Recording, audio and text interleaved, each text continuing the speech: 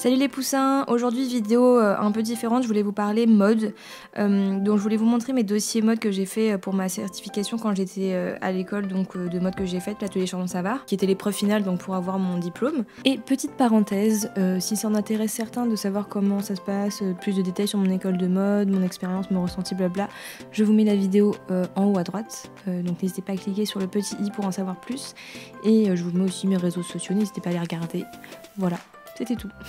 Donc là tout d'abord ce que vous voyez c'est mon book d'illustration, donc en gros c'est un sort de gros classeur qui reprend un peu mes illustrations phares de ma 3e année à l'école Chardon Savard, où vous voyez toutes mes illustrations mode avec des techniques très différentes. Il fallait vraiment mettre en avant tout ce qu'on savait faire, donc il fallait qu'il y ait tout ce qu'on aime faire et aussi tout ce qui est un peu...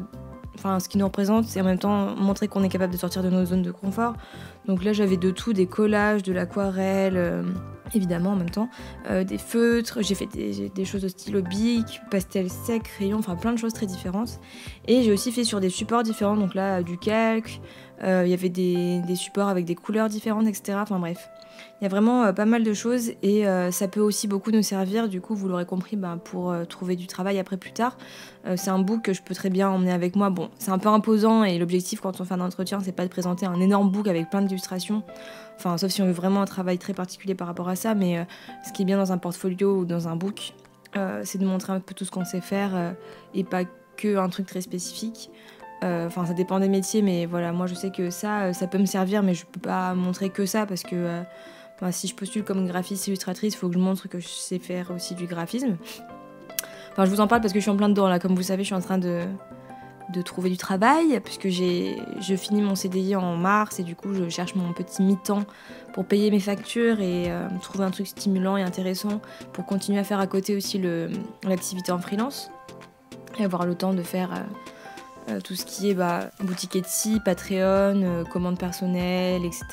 Mais voilà, en gros l'idée de ce book c'était que le jury puisse voir voilà, ce qu'on savait faire en illustration, en dessin, notre style, notre patte, voilà. Alors, ensuite... Ah, oh il y a Nel qui est rentrée.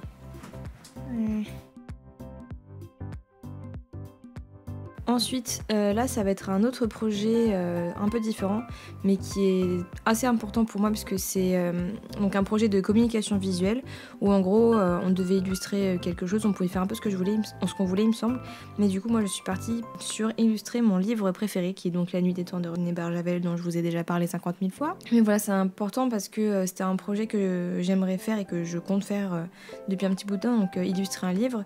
Mais là donc c'est un livre qui existait déjà et donc l'objectif là comme c'était un projet de communication visuelle, c'était de mettre en avant voilà, du graphisme, mélanger avec si possible du texte, des photos, des illustrations, mais tout en, moi du coup avec mon projet, tout en essayant de résumer l'histoire aussi au maximum et voilà montrer mes capacités en tout ce qui était Photoshop, InDesign, Illustrator, tout ça, la suite Adobe quoi.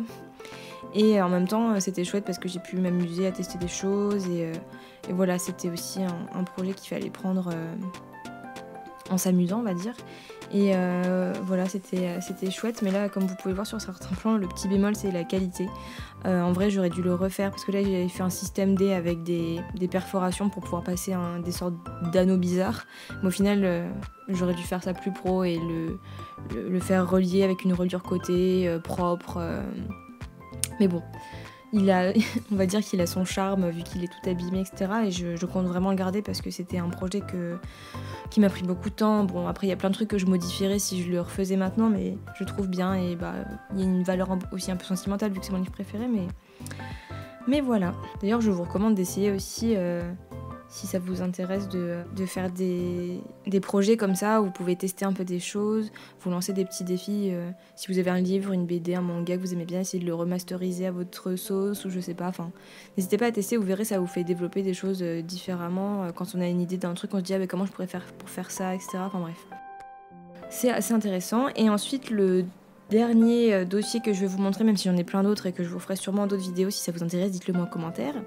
Là c'est le dossier de style. Alors pour ceux qui feront des études, enfin qui ont fait, qui feront ou qui pensent à faire des études de mode, qu'est-ce que c'est un dossier de style? En gros c'est un dossier avec une mini collection, ce qu'on appelle une collection capsule ou une vraie collection, mais là en l'occurrence c'est une collection capsule, donc vraiment complète et qui explique un peu comment vous imaginez cette collection, tout expliqué avec les gammes de couleurs, le thème, les matières, les fiches techniques des produits que vous imaginez, etc. Là vous avez un carnet de recherche, qu'on appelle un carnet de recherche, où il y a toutes mes idées en vrac, mes croquis, mes notes, mes dessins, mes tests. Donc voilà, c'est vraiment mon petit journal de bord, et c'est assez intéressant de le garder aussi parce que ça montre un peu toute votre réflexion et les idées que vous avez eues, etc. pour arriver au produit final. Et là c'était un truc un peu plus propre qu'on nous demande de souvent faire dans les écoles de mode. Donc c'était un petit dossier qui récapitule l'image de marque, la marque, etc. Parce que du coup là le projet c'était de prendre... Enfin, il y avait plusieurs possibilités, soit créer nous-mêmes notre marque, soit souvent récupérer des marques de créateurs et essayer d'adapter un thème avec une marque. Donc moi j'avais pris Y Project, qui est une marque très intéressante si vous ne connaissez pas, qui aime beaucoup structurer, déstructurer les vêtements. C'est un jeune belge il me semble. Enfin bref. Donc voilà, j'avais fait plein de planches avec des idées de thèmes où je mélangeais le perfecto avec cette marque, comment cette marque pourrait l'adapter, créer une collection. Alors j'ai mis mes couleurs et vous voyez là, le crâne. On ne change pas une équipe qui gagne. Voilà, le crâne comme toujours, et j'ai voulu utiliser des couleurs un peu de la peau, etc. C'est pour ça que j'avais appelé Under the Skin. J'avais fait plein de... Il y avait tout un délire que je m'étais fait dessus, mais en même temps c'est ce qui fait que c'est intéressant à développer.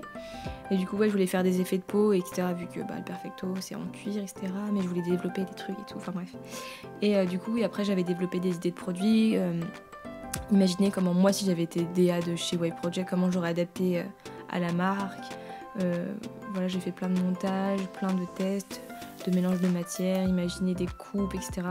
Enfin, c'est super intéressant et ça permet de montrer au jury aussi nos capacités de réfléchir une collection de A à Z, vraiment tous les détails, notre idée, notre réflexion, et de le présenter de façon professionnelle, comme si on allait proposer ce projet à une marque par exemple, enfin j'en sais rien. Mais ouais, du coup je sais pas si ça vous intéresse, dites-moi en commentaire si vous voulez voir plus de trucs que j'ai fait dans mon école de mode, parce que du coup j'ai plein de projets vu que j'ai fait 3 ans à l'atelier Chardon-Savart. Et d'ailleurs je pense que je vais sûrement refaire des dessins que j'avais fait à l'époque, que je vais redessiner maintenant. Et ça manque un peu d'ailleurs de plus trop faire des illustrations de mode, et je me rends compte de plus en plus que, déjà quand j'étais à l'école je me tenais pas assez informée, mais là maintenant que j'y suis plus, je me tiens vraiment plus du tout informée des actualités. Enfin non, là tout le monde est au courant que Karl Lagerfeld est mort hier ou avant-hier. Mais ouais, sinon je me tiens pas assez au courant, c'est terrible. Mais ouais, je vais sûrement essayer de refaire des petites illustrations un peu plus mode, etc. Mais voilà, en tout cas, j'espère que cette petite vidéo vous aura plu. Si vous voulez en voir d'autres, vous me le dites en commentaire. Et puis sur ce, comme d'habitude, je vous souhaite une très bonne semaine. Et à dimanche prochain. Salut les poussins.